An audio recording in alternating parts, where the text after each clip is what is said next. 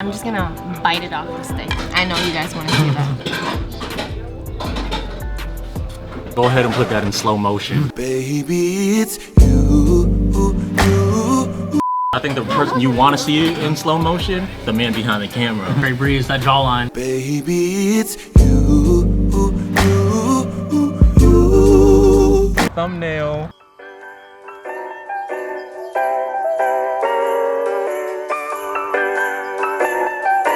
What's up, everybody? We are back with another video. Today we're doing a food tour of a lot of the great Vietnamese places in Dorchester. So if you didn't know, Dorchester, Massachusetts has a prominent Vietnamese community, would you say? Probably the biggest one on the East Coast outside of Philly. So you would say that Dorchester probably has some of the best Vietnamese food on the East Coast. Yeah, for sure. I've seen YouTube videos of people driving from like Connecticut just to come eat in Dorchester. Of course, the co-host Knock is here today, foodie extraordinaire. I'd be bored on the internet just reading Wikipedia articles about food, you know? With us today is our special guest Vina. Grew up here my whole life, born and raised, baby. Get it started. No, that's my. Okay. That's it. Oh, okay. That's it. Let's get it started.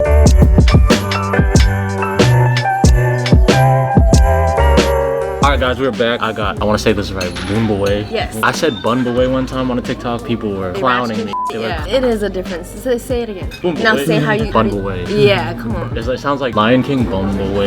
Yeah. So anyways, Bun Bue is basically spicy beef noodle soup, right? Yeah. Over here, I have the pho duck beef. It just has all of the beef options. It has the brisket, the tendon, just the regular thin sliced beef, the meatball, everything. This is the com tam with gà nu. It's the broken rice with the grilled chicken. Literally the broken leftover pieces of like bags of rice, and I feel like they filter that part out. The soda chan right here, it's like a limeade. Basically like Sprite. homemade Sprite. Yeah. Like so much better. You put soda water and then it's like salted limes after like a hot soup. Perfect combination. Café soda, Vietnamese staple. I feel like everybody knows, you know pho, you know café soda. Vietnamese So coffee, good. right? Instead of just cream, it's condensed milk. Yeah, it's espresso and condensed milk. Very dum da. When you hear dum da, good thing. Not like, damn, daddy. Damn.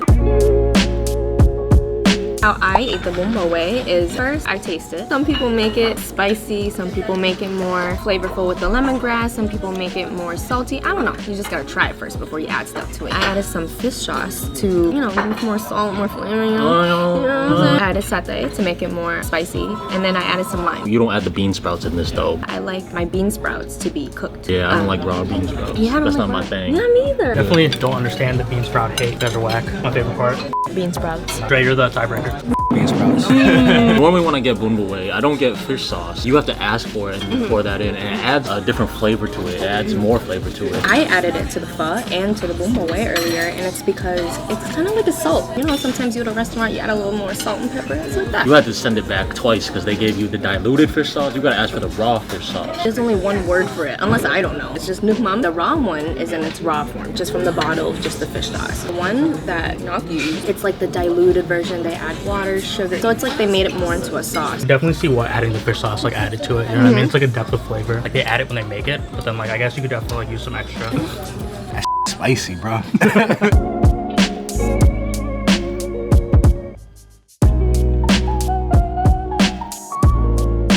Viet Food 101 is pho. Yeah. Like you just think of pho when you think of yeah. Vietnamese food. I think like this would be the easiest to get. And you don't gotta get the duck beef. But some people don't like the innards, right? They don't like the tendons or like the tripe. It's in the broth. It's all in the broth.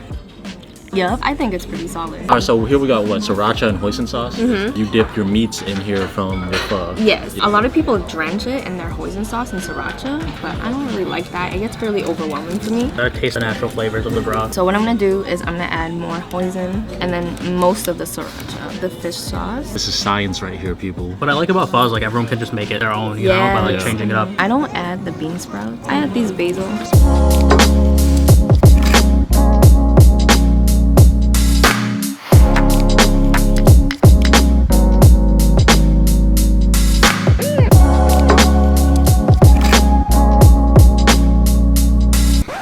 Anyways, I was gonna say something, but I was just so mesmerized by what she was doing, like just mixing all that together. I'm kind of tired now. The difference between bún bò and pho is the noodles, right? So they're both rice noodles, right? But these are like in rectangular shape. Bún bò noodles are like circular spaghetti-like. That one actually has a ham hock and pig's feet too. Yeah. So the broth is a little different because it's like a spicy lemongrass broth. Right. It's definitely more complex. A lot of my Viet friends, they don't even eat pho. When I go out with them, we get bún bò. When I do come out to pho restaurants, I usually get this cơm tấm or I get bún chả. Say that again. Bún chả. I thought it was yeah.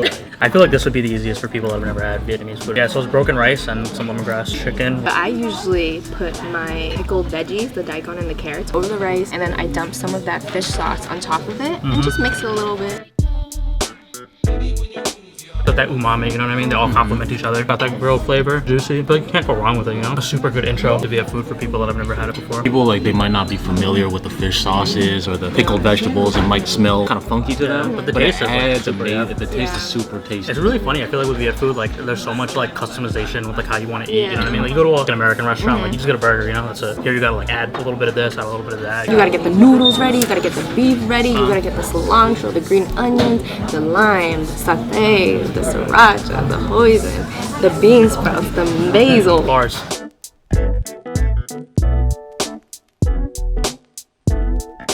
We just got done with our first place. Great intro to Viet food. You don't really know anything, like this is a perfect place to start, but we gotta level up. So we're going to the next place right now.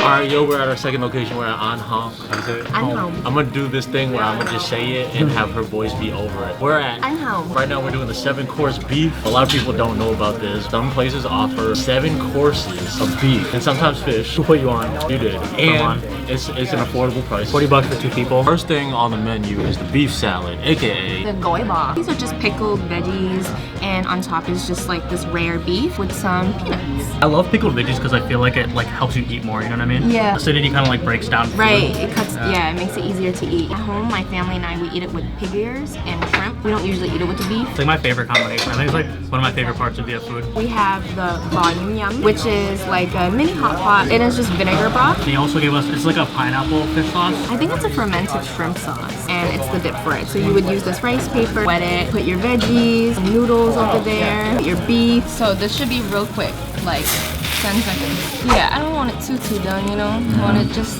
medium. All right, so you grab from the end, and I usually tuck the meat in.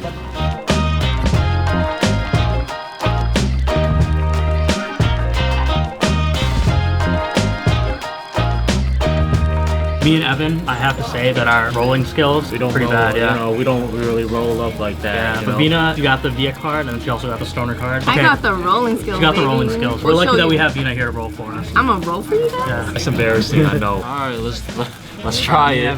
Tip, leave the rice paper off of the plate a little bit so you have like, you know, a little space so you can...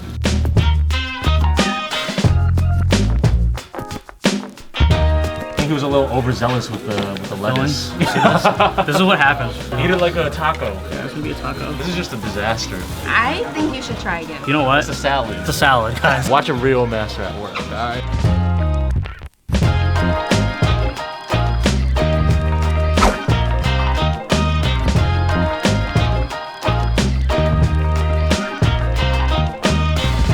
It's a little fat, but you know. Okay. It looked better than Knox, I will say. It's better than That was Knox. a freeform salad. Best damn spring roll I ever had in my life. And the next thing we got is the butter beef, aka. Banh yum bơ. You want to try to say that? No. It's like hot pot, but like Just butter. butter. So they put butter in the pan. There's also like herbs or seasonings on it. Like usually it would just be, you know, just the beef, maybe salt, pepper, but I think they added like garlic and sesame seeds. I think this butter is when this butter is all burnt out and then we... It's not like a pancake. We're not supposed to. No, Oh, yeah. Oh. ASMR. I mean, I'm a man though, so that ain't, you know, that ain't.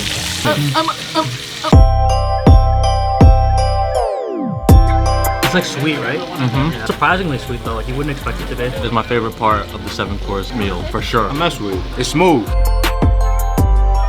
So this is my personal favorite part of 7-course beef. These are actually three of the courses. This one is the mo chai. So this is a grilled beef sausage. So this is grilled beef sausage. It has some lemongrass hint to it too. There's onions inside Yeah, of it. I saw that. Taste like the butter beef a little bit, and there's onions in there too. It has the sweetness of the butter beef. This is the lalo. So this is beef wrapped in betel leaf. So betel is like a tree. I don't know if you've ever seen it, and they spit it and it's red. I don't know if you've ever seen that in like Vietnam and stuff like that. Yeah, my grandma did it. I thought it was like kind of like a substitute to tobacco. It's similar because it gives you like a head buzz. That's the leaf that they wrap this in. Yeah. It tastes like it's fresh off the grill. Like you just had a barbecue.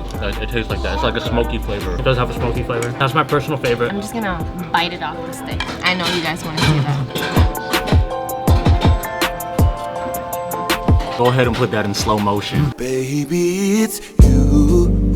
We could do Knox in slow motion too if you guys want to see that. I think the person you want to see it in slow motion, the man behind the camera. Trey Breeze, that jawline. Baby, it's you. And then we have the jada. They call it pate, but it's really just a meatball. And Yeah. they have some like glass noodles in here, and there's also like some shrimp crackers and stuff like that. So personally, like I love this. Like this is one of my favorite things. So, like pate would be like a liver, I think, and it's minced. Make a beef pate, it's just minced beef, and then it's steamed, right? So which is really just a meatball. I'm gonna change it up. I'm gonna make it a little taco with the shrimp crackers.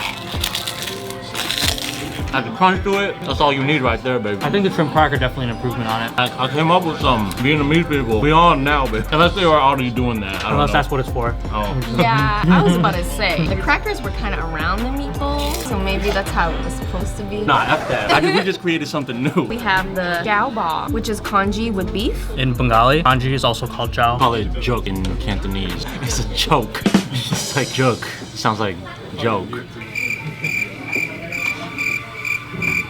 Anyways, usually this is the end of the meal, right? And Yes. so this is definitely will fill you up if the rest of it hasn't, you know? And generally people will like eat kanji when they're sick and stuff, right? Cold same. weather type of thing. So same thing in Bengali culture, like people eat chow like when they're like sick usually because it's easy to digest. It's like an easy thing to make too. A lot of people use like leftover rice, just make congee out of it. Alright, I'm just gonna be a G and use this soup ladle. Okay. Very warm. It's very comforting. It's a good word. I can see myself sit and my mom making this. It makes everything go away, even my sadness. My sadness does not go away because of this, but it helps.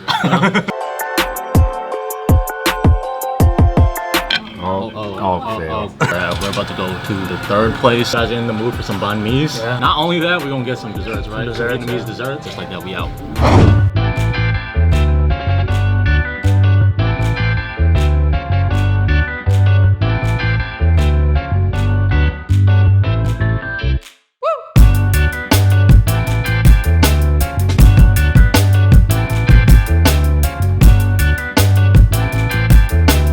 We're at our third place, the last place on our little Vietnamese food tour. We had to go to Banh. It's like one of those shops that sells a little bit of everything. There's desserts, there's banh mi's, there's noodles. You can get spring rolls, egg rolls. I feel like full meals in there. They have, Yeah, and everything, it's like yeah. a good to-go place, you know, like when you're going to work in the morning. Every time I go there, I see something new that I want to try. Like there's Yeah. all these like small things everywhere, and like it's like a little adventure every single time you go in. And over here we have the banh mi thịt nguội. This is the cold cut. Over here you have the banh mi thịt nướng, and this is like the beef teriyaki. This is one of my favorite banh mi's like in Boston. Like the beef for me is like so good. They like grill it or something. It's so fire here. I want to say in general that banh mi's are my favorite sandwiches in the world. I think so. I can't think of a sandwich I like more, honestly. It's got to be the pickled vegetables, the mixture of the meat, and the French baguette. That mayo, like the whipped egg mayo, whatever that is, it's Doesn't so it have bomb. pate in it It has too? It's pate like in a, it too, yep, it's like a butter mayo, and then the pate is like a separate thing.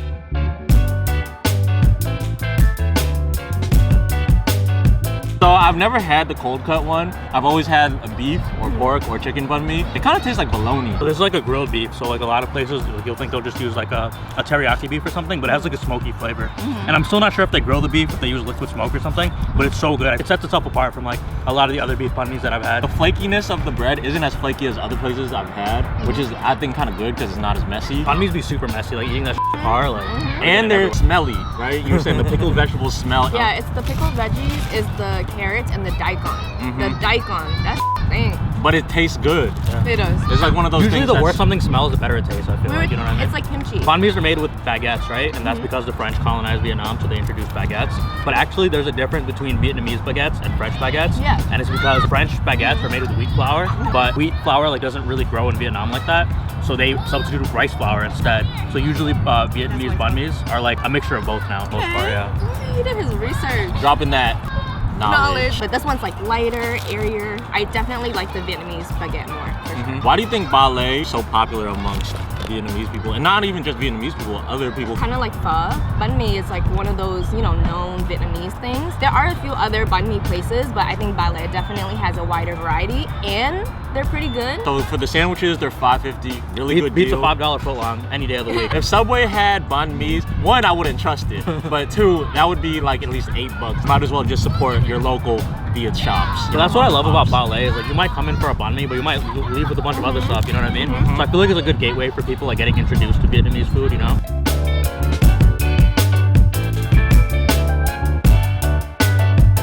What we have over here is Banh time, which is Shredded rice paper salad. Can you teach us how to say that first? it's kind of like bun from banh mi, right? So Bun, bun jang dong, bun jang dong. Banh jang jom.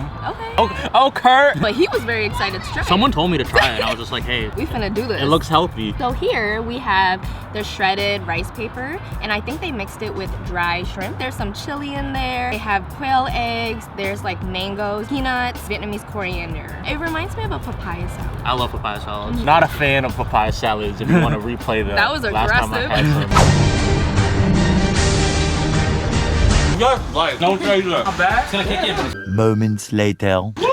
I've been kind of sleepy all day, but you know, now I know he's at 100%. That's a huge bite, a Knox. huge bite. You're gonna choke on that. It's really good. The texture is interesting because I never would have thought like rice paper in a salad. It's really chewy. He needs some milk. Really good, flavorful. It's the rice papers for me. It's so tough, you It's know? tough, yeah. Like I feel like I'm gonna cut the inside of my mouth. I gotta like soak it, like have my saliva like soften it a little bit and then chew on it. So over here we have the Jia Ba Mao 3-colored dessert. And then this one was the Jia Thai, which is Thai dessert. So it's pandan, this one, and it has like pandan jelly, Yeah, I it's think. like pandan, coconut milk, beans, mad different flavored jellies. I never really had beans as a dessert until like Asian food, like a lot of like Asian like red bean or like Yeah. whatever, and it's so good. It's really good. Like I think it's like coconut cream. It's like a little salty, and then it's like sweet from like I think it's like pandan jellies and like the beans and everything. It's like a lot of textures too. I like my desserts to have texture, you know? Yeah. Normally when I get boba, I don't get boba because I think it's too hard to eat. But I feel like if you're eating something like this with a spoon, it's a lot easier because you're just scooping it. You start eating your boba with a spoon too, you know? I'm gonna start doing that. Every time I take a shorty out, I was like, oh, let's go get some boba. I'll bring my own spoon and everything.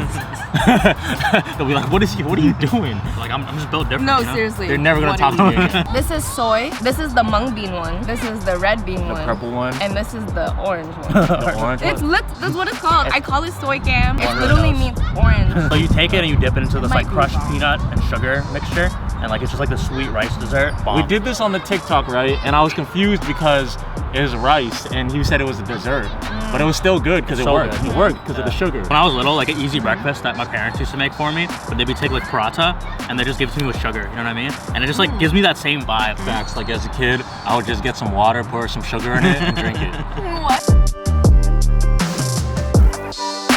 Alright guys, that concludes the video. Vietnamese food tour in Dorchester. It was amazing. Thank you to our guest Vina. Welcome to Dorchester. It's beautiful, man. You come here, you see, look at this. This is like Santa Monica. Why go to LA when you can come to Dorchester? When people think about Boston, they don't really think about Vietnamese food, but honestly, I think they should. When you go to LA, people talk about Korean food, right? It's part of the culture. I think Vietnamese food should be considered part of Boston culture. What was your favorite thing today that we ate? To be honest, I ride for ballets, banh mi, all about supporting family-owned businesses. My favorite is probably Philly. It feels the most close to home. And my favorite was An Hong. Is that how you say it? An Hong? An Hong. My favorite was An Hong. I love the 7-course beef because you know you can't go wrong with beef and 7 courses of it. Remember to like, comment, subscribe. Let us know in the comment section below what other places, what other cuisines we should try. Until next time, we out.